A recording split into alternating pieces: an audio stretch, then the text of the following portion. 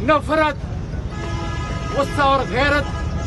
मेरी जिंदगी का ऐसा नहीं, मेरे मुल्क के पाकिस्तान की इमानत है। तुम्हारे चौड़े सीने के ऊपर जो बड़े बड़े तमगे हैं, इनको देखो,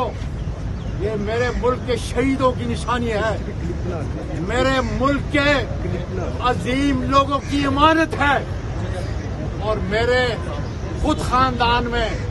सफाई से लेकर लेफ्टिनेंट जनरल की खिदमत है, जिसकी वजह से आज तुम चौड़ा सीना करके उन तमगों को लोगों को दिखाते हो। लेकिन इंशाअल्लाह ताला पाकिस्तान तहरीक इंसाफ कभी भी अपने अफवाज के खिलाफ बात तक नहीं करेगी, इसलिए कि वो चंद नौसरबाज दलाल हैं, जिसको मैं ISI के पॉलिटिकल विंग कहता हूं। और मैंने आपको कहा है कि 20 दिन आपके हैं, 22 दिन आपके हैं, आपका नाम मिट जाएगा अगर ISI के इस पॉलिटिकल विंग, जिसने लोगों को कत्ल कराया है, जो हर ठेके के अंदर दलाल हैं, ये बदनामी नहीं, ये हकायक है। पाकिस्तान का दानिश्वर लिखने वाला हर फर्द, हर बच्ची अफवाज पर लोग ताने कस रहे हैं, लेकिन इंशाअल्लाह ताला बहादुर सफाई से लेकर अपनी अफवाज के लेफ्टिनेंट जनरल तक इंशाअल्लाह ताला खड़े होंगे उनकी इज्जत के लिए, इसलिए कि जिन बदमाशों ने ये काम किया है उनका ताल्लुक मेरी अफवाज से कतन कोई नहीं। मैं सुप्रीम कमांडर डॉक्टर अलवी से कहता हूं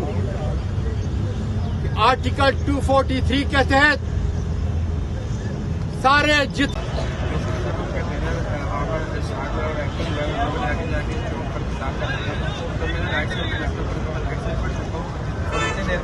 पूरा ब्लड हुआ था, जो खान साहब की टाँग पे लगा और हमारे पीछे लोहे की शीट थी, उसमें गोलियां लग के जो ब्लास्ट लगी है वो मेरी बैकबोन में 4 जगह पे लगी। और उसके बाद हम लोग कोई पैनिक नहीं हुए, हम खान साहब के ऊपर गए, खान साहब चेयर पर बैठे हुए थे, फिर खान साहब को नीचे लेकर गए, खान साहब अपना चले गए। उसके बाद पहले खान साहब ने सबको देखा जिनका ट्रीटमेंट हो रहा था उनके कंटेनर में,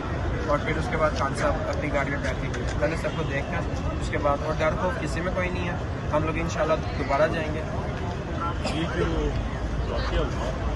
आपको क्या आपको लगता था कि खान साहब इतने ऊपर खड़े होते हैं, कभी डर ऐसा कि हो जाएगा?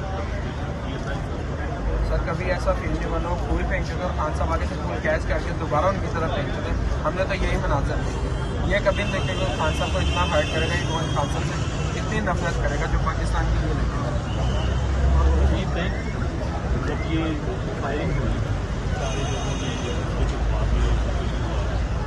क्या मतलब क्या फायरिंग हुई, उसके बाद कंटेनर पे तो कोई भी नहीं भागा, कंटेनर पे जो सिक्योरिटी वाले वो भागे जरूर, लेकिन खान साहब की तरफ